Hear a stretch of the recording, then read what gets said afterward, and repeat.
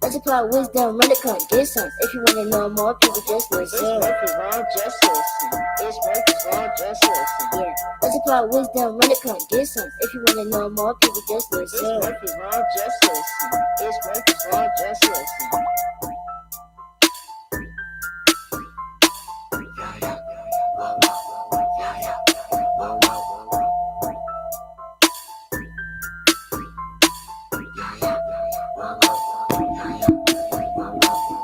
Let's apply wisdom, run it, come get some. If you wanna know more, people just listen. It's Murphy's Law, just listen. It's Murphy's Law, just listen. And welcome everybody to another episode of the Murphy's Law Podcast. How are you doing? It's good to be back with you again tonight as we apply wisdom. It's good to be alive. It's good to be well. Thank you for all those that are joining me. Thank you for those that watch the podcast, that listen to the podcast. You can get the Murphy's Law Podcast anywhere you stream your podcast. That could be on Spotify, it could be on Apple Podcasts, Google Podcasts, iHeartRadio, and the list goes on. It's several different platforms that you can get it from. And so go and get it. If you are not following us on YouTube, please do that. www.youtube.com/@Murphy's Law Podcast. I want and need, and I'm asking everybody to subscribe on YouTube and to follow the page here on Facebook. And we're on Instagram as well at Murphy's Law_podcast. For all the live viewers and live listeners, I'm going to ask you right now to do me a huge favor. Ready? Will you please share? Will you please let others know that you are right now, as we speak, listening to the Murphy's Law Podcast? I appreciate all of you. Thank you to my guests that were with me last week, the Coffees. They're amazing. If you haven't seen episode 2, I had the Coffees with me, an amazing married couple, Andre and Arisha Coffee, and they were talking about effective communication in relationship. I believe that that will really bless you. It really help you if you are married. If you are single and you want to get married, you're thinking about getting married, that episode is really going to help you. In episode 1, of course, of season 6, we were talking about effective communication tools and how to effectively communicate. So go and listen to those episodes. Of course, my goal here on the podcast is to get this to as many people as possible, is to get this wisdom, get these nuggets so that we can apply it. It can become a part of our lives, and our relationships are better. Our families are better. Us as individuals are better. and we are our best selves, our authentic selves, and everything connected to us flourishes. That's why we do it. And so it's a faith based podcast. It's all about Jesus. You're going to hear about Jesus, and I want as many people to be helped. And so you can help me. You can help me by sharing, by subscribing, by tagging others, by letting other people know. And so I appreciate you. It's the new time, 11 p.m. Eastern Standard Time. And I thank all of you that tune in at that time. You sacrifice, 30, 35 minutes before you go to bed. Some of you got to wake up early. So I appreciate that. And then some people may be on the West Coast. Some people may be anywhere around the world, but wherever you are and whoever you are, thank you so much for tuning in to the Murphy's Law podcast. I do not take it for granted that you are here with me. And with that being said, we're going to jump into tonight's topic. And we are going to be discussing anger. That thing called anger. And we're going to learn some amazing things tonight. And I believe, man, we're going to be helped. One of the things that many people don't realize and don't see is how anger or their response to anger or a uncontrolled anger has destroyed lives, have destroyed marriages, have destroyed relationships, have destroyed homes, have destroyed cities, have destroyed countries. Anger. And to start out, I'll just say anger is an emotion that's given. And so anger, by definition, anger is a strong feeling of displeasure. So which one of us is it that never gets displeased? We always face displeasure at some point in time because of some reason. And so anger in and of itself has been, for a long time, it's been grouped with a negative emotion or being a bad emotion or a dark emotion. And if the truth is told, which is what we're talking about tonight, right? Anger, it's not so much that anger is a dark emotion, but it's what's connected to the anger. It's what happens after anger shows up on the scene. After that strong feeling of displeasure shows up on the scene, then we get into the real deal. We get into, okay, what's really affecting our relationships. So I'd like to say anger has gotten a bad rap. Yeah, I think so. It's gotten a bad rap. And so we're going to clean it up tonight and we're going to learn from it. So if anger goes unchecked, if anger goes and is given the freedom to just spread and become uncontrollable, then it moves over into what we call rage. People get into a fit of rage. It's that uncontrollable anger. And more specifically, it's a violent anger.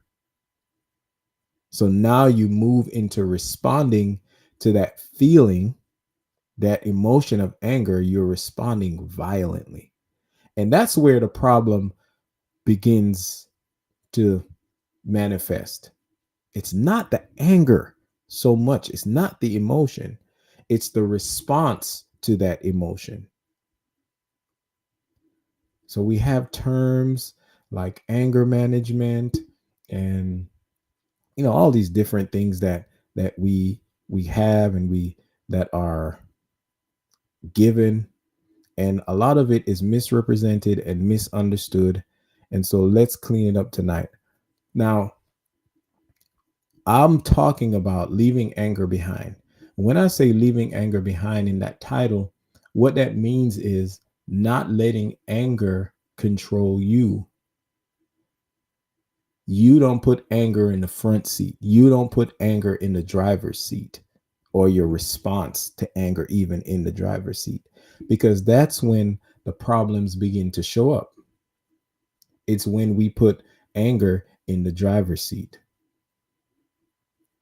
So here it is. Anger that's left unchecked, that's left to just go off and spread and be uncontrollable, it's going to blind you. It's going to limit your ability to perceive, to see the situation. It's going to limit your ability to even look towards the future. When you allow yourselves to respond to anger in an inappropriate way, then it's going to blind you. Rage, which is connected to an extreme type of anger or violent anger, it's rolled over into violence and uncontrollable. It blinds you. So you no longer think about what's going to happen after this. What's going to happen after I'm done doing this? After I'm done saying this? After I'm done making this decision, making this choice? Anger puts you right in the very moment. It automatically, that rage, that uncontrollable anger automatically puts you in a place where you no longer can be trusted with your decision making. So more than feeling anger or response to anger is very, very important. That's key. Again, by definition, anger is a strong feeling of displeasure. So, what that says is our times of feeling angry can be adjusted, it can be limited, it can be less frequent if there are things that we adjust. Things like what? Well, disappointment or displeasure many times can be connected to and is connected to our expectations. Are we having the right expectations? Are or is it that our expectations are unreasonable? They're irrational. They're connected to our insecurities or immaturities or our dysfunctions, traumas. So anger blinds you. Secondly, and I mentioned this a little bit, but anger helps to fuel selfishness. Someone who allows themselves to be completely overtaken by negative responses to anger is someone who is selfish. And it could be very possible that you are the person that is the cause of people not trusting you, the relationships that you say are dear to you, or they may very well be dear to you. You really love this person, you really care about this person, but because you are controlled by these negative reactions to anger, it causes you to destroy. You're selfish. You only think about you. You only think about me. What is how am I going to respond to it? How is this affecting me? What am I going to do? So I'm frustrated. I'm upset. I. And we put the ones that we love, our loved ones, our children, our spouses, our friends, our business partners, our co-workers, we put them in unsafe environments consistently. And so we can't be trusted because we're selfish. Because I don't know if you're going to consider me.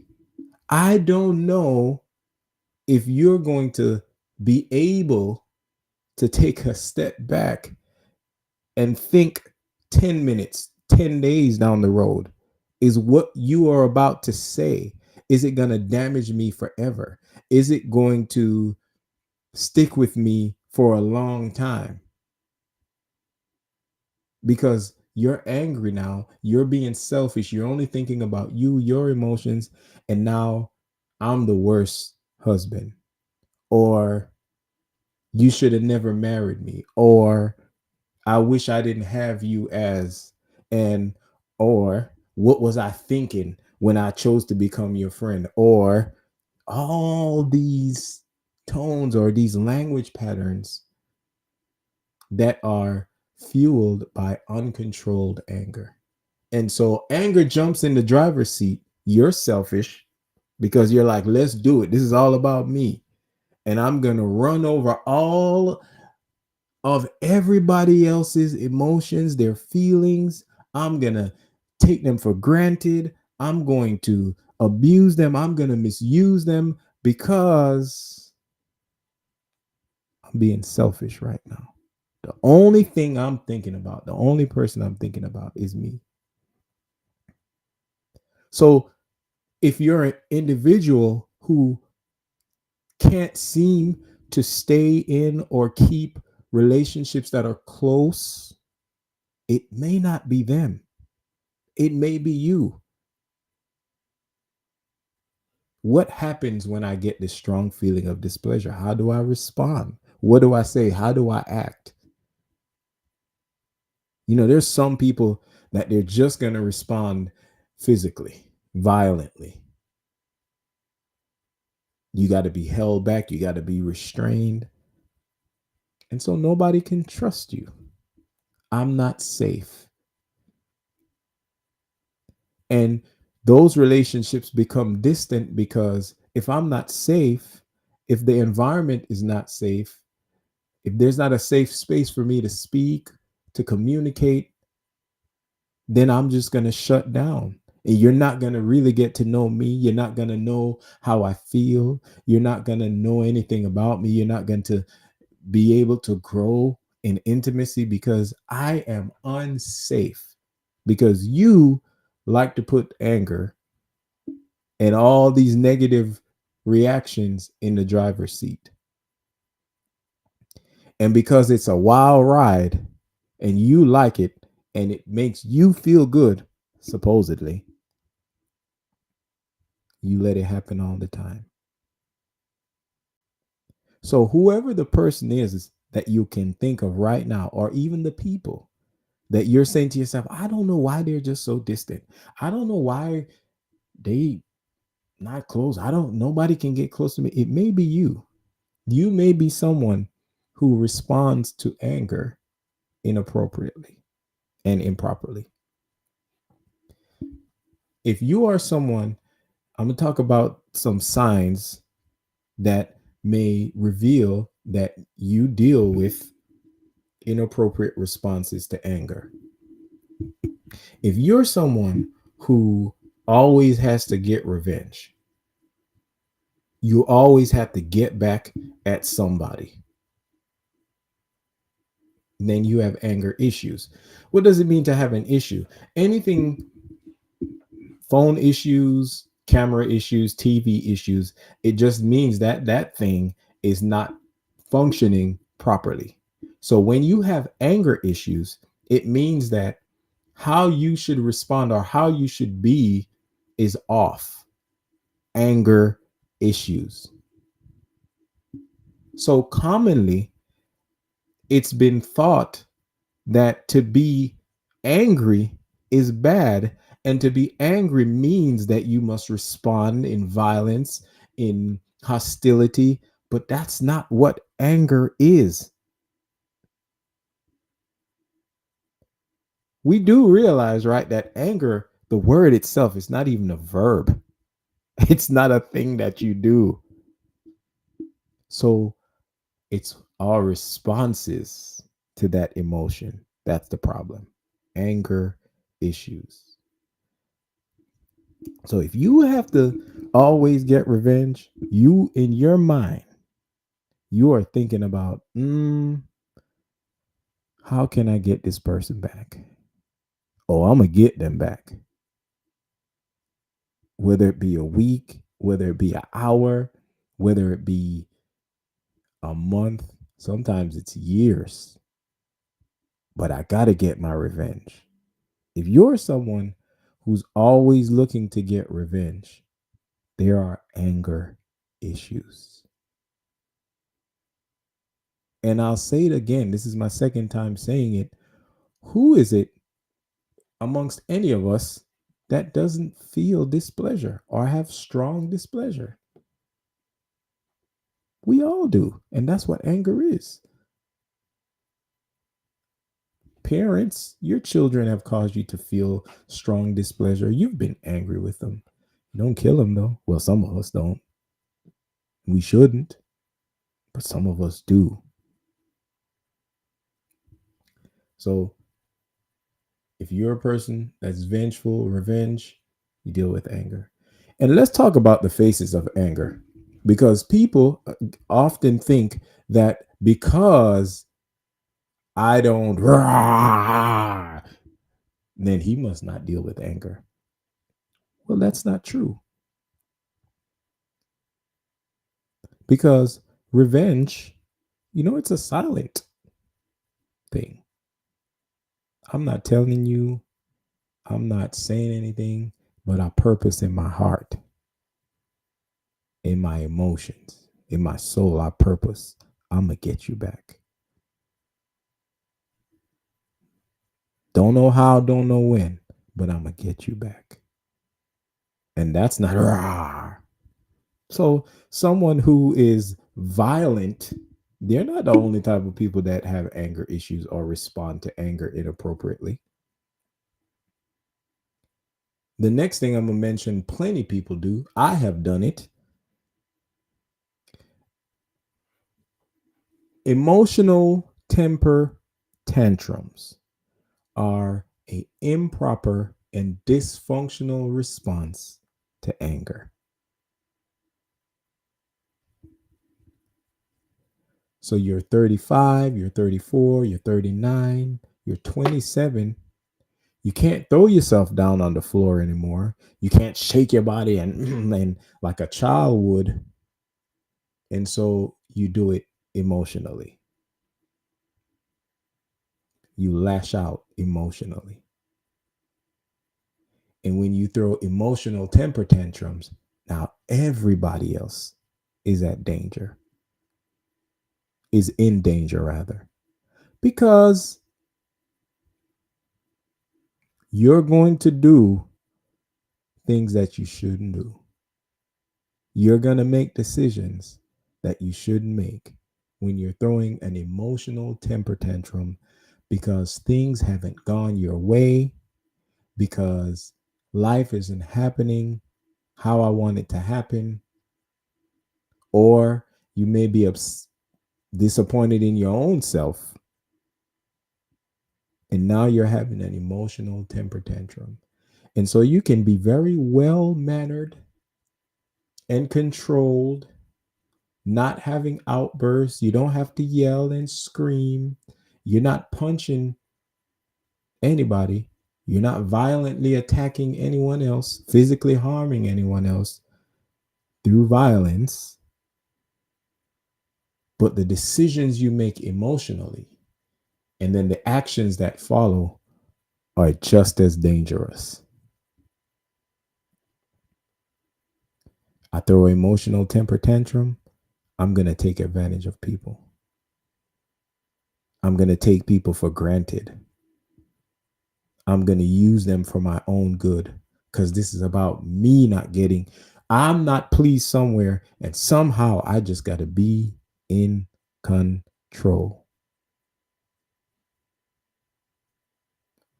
So do not be deceived or fooled that, oh, me, I don't deal with anger. I don't yell. I don't scream. I don't do any of those things.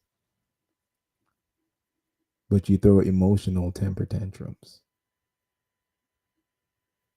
And the best thing that can happen is for us to acknowledge it and make a choice and make a decision to seek how to move in separate systems or functions outside of that. And that's why we're here in the Murphy's Law podcast that you're watching tonight, brought to you by BOJ Clothing. So go to www.bojclothing.com and look at the website, faith based clothing line, spreading messages of faith and hope. If you deal with unforgiveness, that's a sign you have anger issues. You see someone that don't know how to forgive, they can't forgive, anger issues. Anger issues. Yep.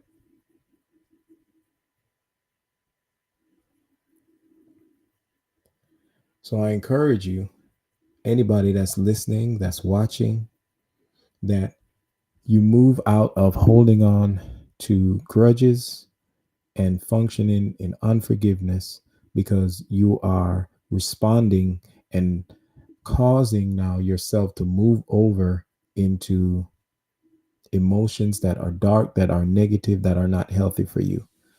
There is a stress hormone that is released anytime we feel the emotion of anger.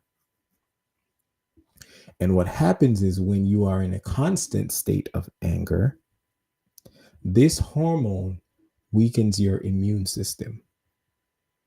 And so sicknesses, illnesses being very consistent in your life could be as a result of a constant state of anger.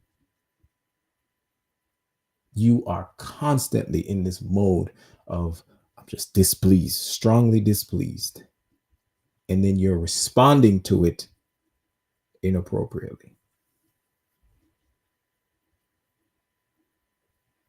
So, the best thing I could tell you, one of the best things, to help your health is to stay away from anger. What do I mean? Leave it behind. Don't put it in front. You control that thing. So you're saying, okay, well, all right, I hear you. How do I do it? Now, in psychology, there's what's called primary emotions and secondary emotions. Anger is a secondary emotion. And what that means is that whenever anger shows up on the scene, it means that there is another emotion there initially or first that allows you now to begin to feel anger. So, some of those primary emotions can be fear, frustration, sadness. Did you know that sadness can lead you to anger and to lashing out and responding to that anger inappropriately from being sad? Anxiety. People who are constantly anxious, it's very easy for them to move over into always being angry or feeling angry. And when you are constantly experiencing that emotion and you're not aware of how to respond to it, how to handle it, then you're going to do things you shouldn't do. You're going to hurt people around you. And it's amazing, every time I get ready to come on the podcast and talk about many of the topics we talk about, I'm like, it's so amazing how all of these different topics, communication, anger, finances, love, intimacy, I mean, all the things we've talked about, they all are tied together. But every one of them impacts our relationships, whether positively or negatively.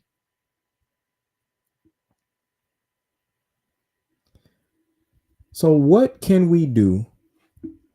Well, before I say that, I'll share one more thing. And this is a big one. All of them are big. If you are an individual that loves to be in control and has to be in control, you have anger issues. Yes, in many cases, and I'll say even most cases, controlling people have anger issues. And so, a primary emotion, as I was speaking about a few minutes ago, could be vulnerability. You can become angry because you're feeling vulnerable, because I am not in control. And this does not feel safe. It does not feel okay. And I am displeased by this. And I got to take back control some way, somehow.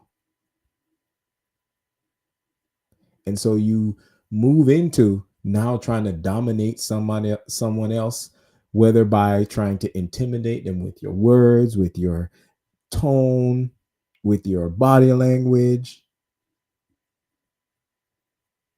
And the truth of the matter is, you're really afraid because you don't know how to be vulnerable, because nobody taught you how to be vulnerable. And because possibly you yourself have been mistreated, you've not been cared for, or previously your vulnerability has been mishandled, you've been taken advantage of. And so all of these things, somewhere or another, lead back to us feeling emotions of anger. And then, because of our insecurities, because of our fears, because of what we may have been exposed to in our families or in our friendships, in the regions we're from, in our culture, we respond inappropriately. So it is very possible to not be angry all the time. And then it is also very possible to be angry but not respond inappropriately. So because you feel this strong feeling of displeasure doesn't mean you need to now emasculate your husband. It doesn't mean you now try to or attempt to intimidate your wife. It doesn't mean now you break down the security of your child. It doesn't mean now you insult the intelligence of your business partner. It doesn't mean now that you attack verbally or physically your coworker, your neighbor, your sibling.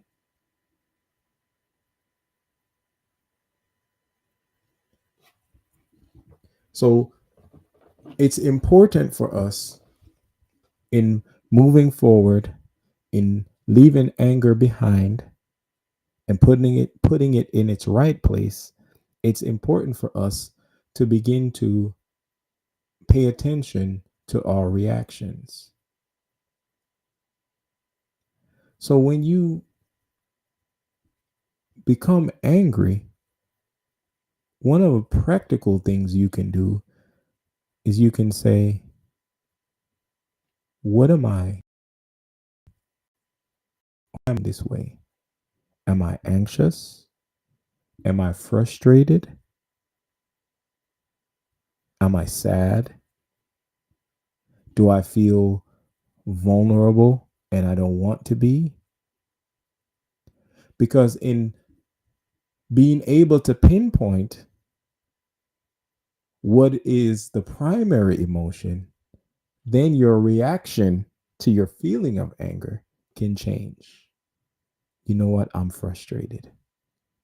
And why am I frustrated? Well, I'm frustrated because things aren't working out. Well, things aren't working out because I've made several bad decisions. And so now what I can't do is make another bad decision because Me responding inappropriately to anger is going to cause me to make another bad decision every time. So if I pinpoint the frustration and work through that, okay, no, Steph, you can't make another bad decision. So what is your response going to be? Maybe I need to go sit. Maybe I need to take a walk. And these are steps that you come through, practical steps and things you have to work at until you learn how to manage your expectations and your emotions, and you become more mature in your emotions and aware of what's going on with you emotionally, where you're not being controlled or dominated, driven by constant feelings of anger. So slow down. You know, first thing I'll tell you, man, is counseling is one of the greatest things I believe that ever happened to the face of the earth. Outside of Jesus, counseling and prophetic counseling, it works, it helps, it does wonders, because counseling are going to give you the tools on how to be restored and be healthy emotionally. It's not a bad thing to get counseling. It's not a negative thing. It's not a bad reflection of you. All of us, at some point, in some way, have experienced something traumatic, something devastating, some more devastating than others, some more traumatic than others, not all the same. However, we've experienced trauma, we've experienced devastation, we've experienced grief. So we all need to be helped. You are no different. And I'll tell you, the biggest trick that Satan, the enemy, will play on you is to make you think that you're the only person going through this, or you're the worst person because you need to go get help. We all need help. Anger, uncontrolled anger, or anger issues have been responsible for many disconnected relationships. But tonight, I believe that we can begin to restore, we can begin to reestablish healthy emotions, healthy responses, first individually, then in our relationships. We'll see our friendships and our families and our marriages and our business partnerships and our neighbor relations. It'll start to get better. So leave anger behind. You are in control. It's not in control of you. And again, I say it may not happen overnight, but you must make a choice and you must make a commitment to take the painstaking effort to stick to the things that will help you to respond properly. And if you can't do it by yourselves, and most of us can't, get help.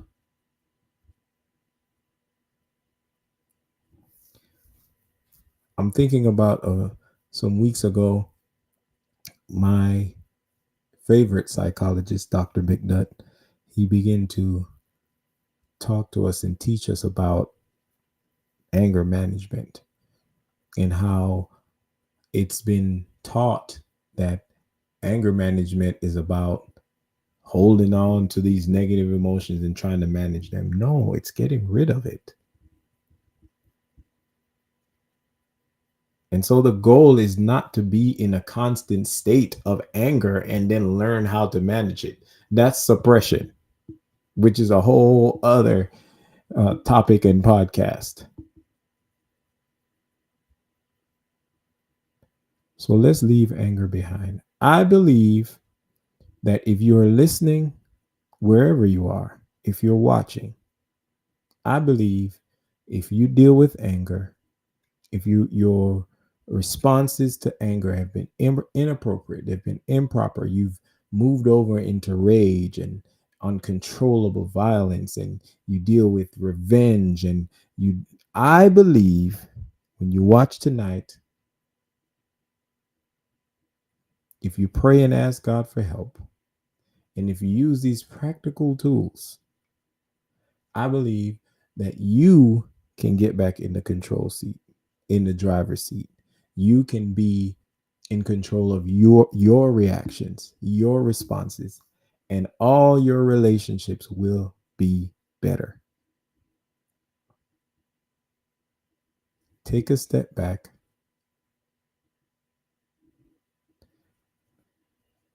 See why you're feeling what you're feeling. Why am I angry? Am I afraid? Am I anxious? Now, am I fear? Am I in fear? Am I frustrated? Am I sad?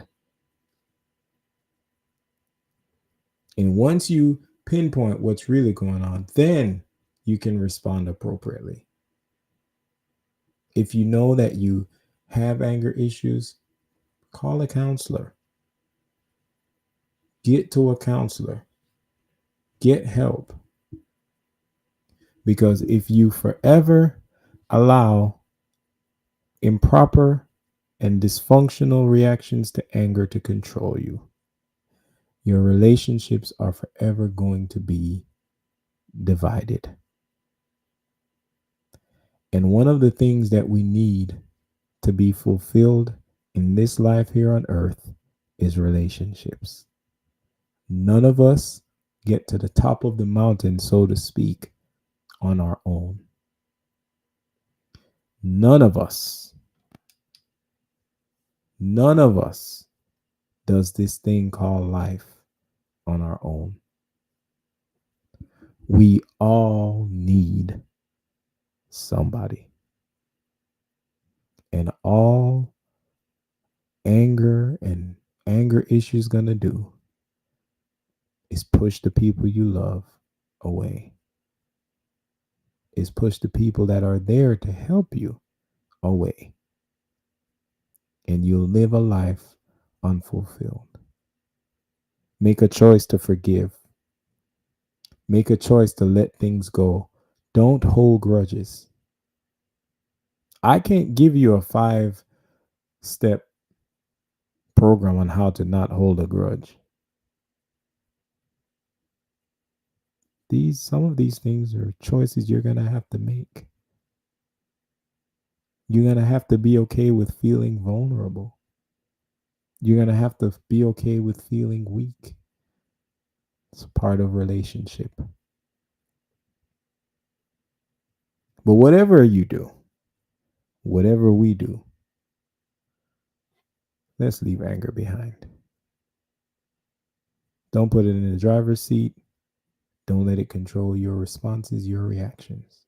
You are in control. If nobody ever told you, I believe in you. I believe that you can make the right decisions. I believe that you can move in love and you can respond in peace and not from negative emotions. I believe in you now, and I believe in you forever. Thank you all for tuning in to the Murphy's Law podcast. Thank you for all the live viewers. I love you all. I love you, Arisha. I love you, Katrina. I love you. Oh, Training with Rish is here. I want to say thank you to Mo that comments consistently. Thank you to viewers such as Dr. T.D. McNutt. Thank you to Andre Coffee. Thank you to, there's somebody that always shows up. Oh, Carmisha. Thank you to my family that watches. Thank you to my mother. Thank you all for supporting the Murphy's Law podcast. Thank you for tuning in. I'm with you every Wednesday night at 11 p.m. Eastern Standard Time. We're always going to be here. We're going to continue to talk about relationships. We're going to continue to build and be healthy. If you want to support Murphy's Law podcast, you can do that. If you want to support monetarily, you can at Cash App money sign Murphy's Law podcast. I appreciate that. I really desire and ask you to follow me on YouTube, subscribe on YouTube. You search at the at sign Murphy's Law podcast. Please subscribe. I'm at 17 subscribers. I want to get to at least 100 by the end of April. So please subscribe, like the page on Facebook, and wherever you listen to your podcasts on whatever streaming platform you use, please listen to Murphy's Law podcast and share it and recommend it to others. This is to help all of us. And so, as you have been named as of last week, the wisdom seekers, I love every single one of you. And we're all in this together. I'm working on me. You're working on you. We're working to be better for each other so that we can achieve everything we've been put in this life to achieve. Jesus loves you. I love you. And until we see each other again, which will be very, very soon, next Wednesday at 11 p.m. Eastern Standard Time. Hey, man, I say to you, let's apply wisdom. You all have a wonderful and beautiful night.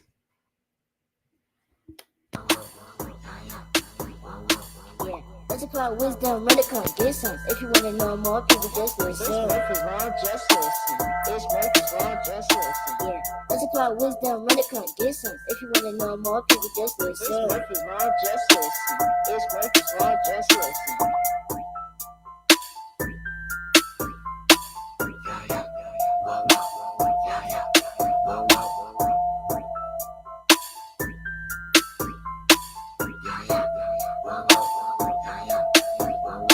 Yeah, let's apply wisdom, really come get some. If you wanna know more, people just It's listen. Murphy's Law, just listen. It's Murphy's Law, just listen. Yeah, let's apply wisdom, really come get some. If you wanna know more, people just It's listen. Murphy's Law, just listen. It's Murphy's Law, just listen.